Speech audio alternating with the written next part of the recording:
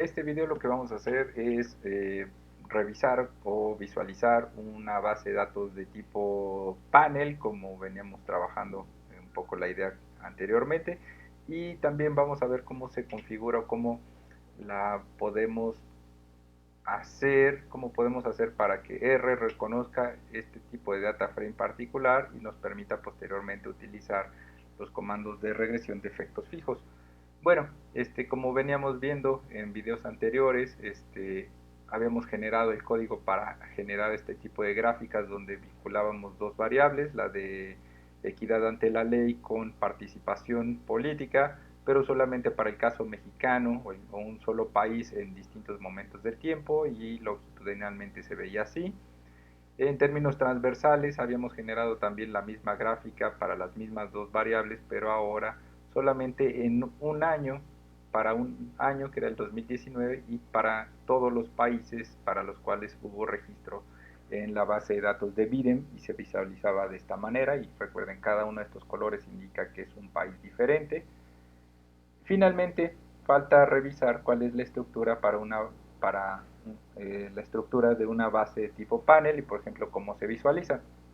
En este caso, recuerden que estamos trabajando con la base de datos de BIDEM, de Varieties of Democracy. Tiene esta manera de visualizarse, tiene este registro para muchísimos países en el mundo, y para cada país tiene distintas observaciones temporales o en distintos años. Bueno, aquí está, en principio me aparece México, pero están casi todos los países del mundo. Eso es algo importante de esta base de datos. Entonces la idea es visualizar cómo se observa en una gráfica esto. Para ello vamos a utilizar directamente la base, no tenemos que hacer ningún filtrado.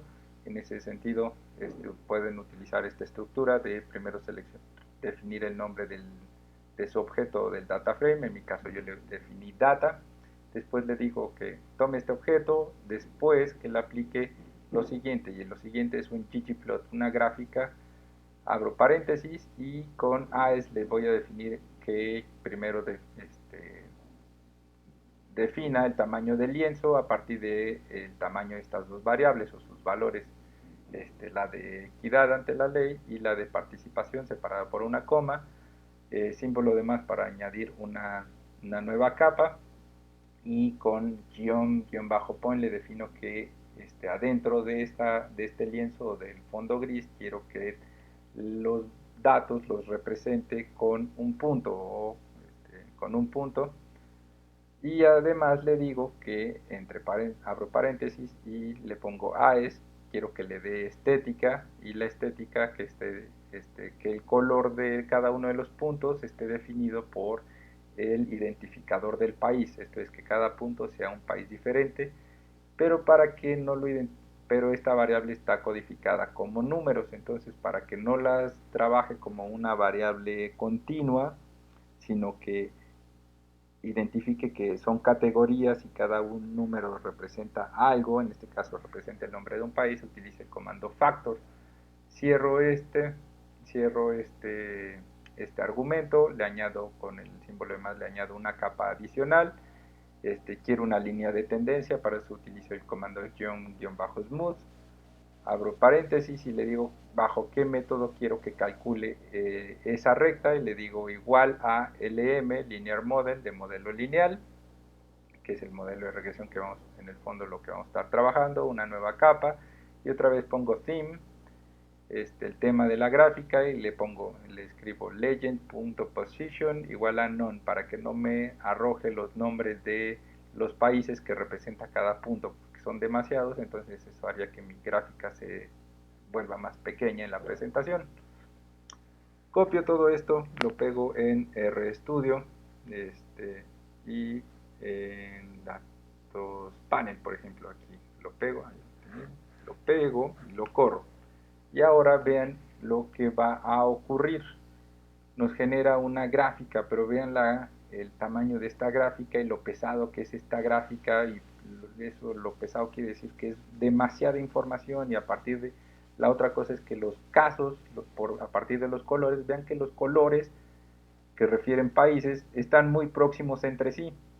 Es, por ejemplo, los naranjas, están algunos verdes claros, esto es lo más identificable, están estos verdes, pero lo interesante es que esto es difícil que uno de estos casos, un caso con este color, o sea que quiere decir que este país de repente tenga datos, por ejemplo, en el extremo opuesto. Eso no va a ocurrir, lo que de alguna manera, o es muy difícil que ocurra, y eso es lo que nos está diciendo, es que los casos entre sí, los países, el mismo país entre sí, visto en distintos momentos en el tiempo, las variaciones que tiende a tener están muy cercanas entre sí y sería muy abrupto o muy difícil que en algún momento esta tendencia que está muy concentrada se mueva hacia otro punto distinto de la gráfica. Eso es lo que hace pensar es que de alguna manera el país, el territorio, tiene algo que ver, por sí sola sería una variable importante a tomar en cuenta y que en un modelo de regresión lineal múltiple, donde la comparación es entre todos los casos, sería difícil tomar en cuenta o controlar por sí solo el territorio o el caso, el tipo de grupo que estamos trabajando. Por eso es importante ver que los modelos de regresión con efectos fijos nos van a permitir incluir estas variables como efectos fijos que podríamos tener en cuenta y en control. Bueno, dicho eso, ahora lo que es importante, en lo que es importante avanzar es que cuando se tiene este tipo de base de datos tipo panel, entonces es que podemos avanzar en un modelo de regresión de efectos fijos. Pero lo primero que tenemos que hacer es preparar nuestro data frame con un estilo especial en R, y es que se reconozca que nuestro data frame es de tipo panel. Para ello tenemos que hacer una pequeña transformación en R con el comando p data.frame. Esto quiere decir que el data frame va a ser de tipo panel, para eso es la p previa a este argumento.